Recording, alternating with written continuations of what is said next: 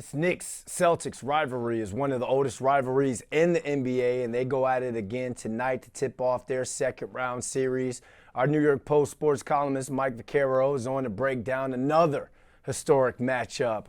Mike, thanks for hopping on with us to talk Knicks-Celtics. Big game tonight, big game one.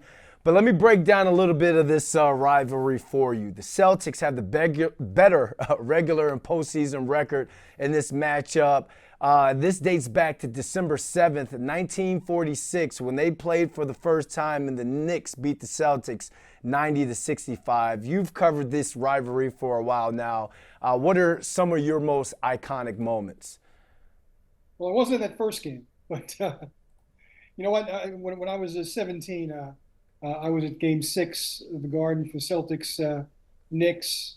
Bernard King had 44 points and tied that series at 3-3.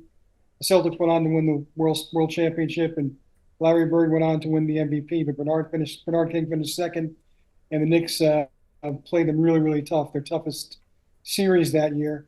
So that's the memory that really sticks out for me.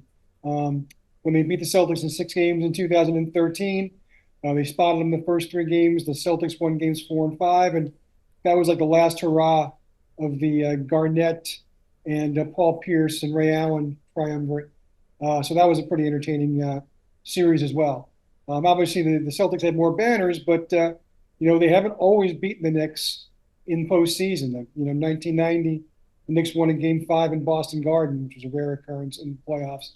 In 1973, they won in Game 7, the first time the Celtics ever lost to Game 7.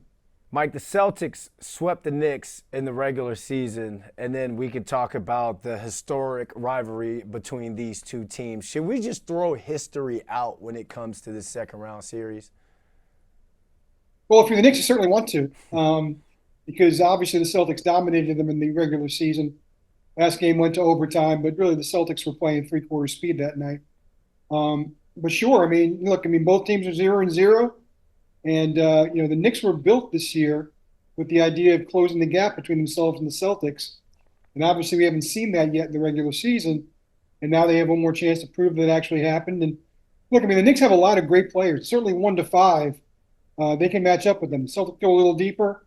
And obviously the thing that the Celtics do very well, which is shoot threes, is what's really plagued the Knicks when they've been playing at their worst. So that's got to be a number one in terms of what the Knicks want to try and take away from the Celtics, but Celtics are awfully good and have an awful lot of dead-eye shooters, and that's going to be the real, the interesting thing to watch.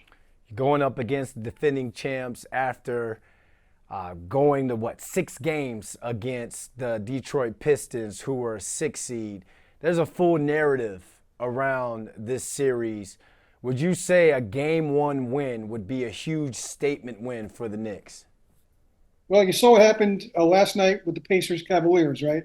The Pacers came out, they took a big lead. The Cavs came back, but the Pacers closed them out, and now they have a serious advantage in that series because they're playing with house money in Game 2. And look, the Knicks have plenty of times in recent years been the home team that lost Game 1 of a best of 7, and we've all seen how hard it is to chase after that loss, and sometimes you run out of series before you catch up to it.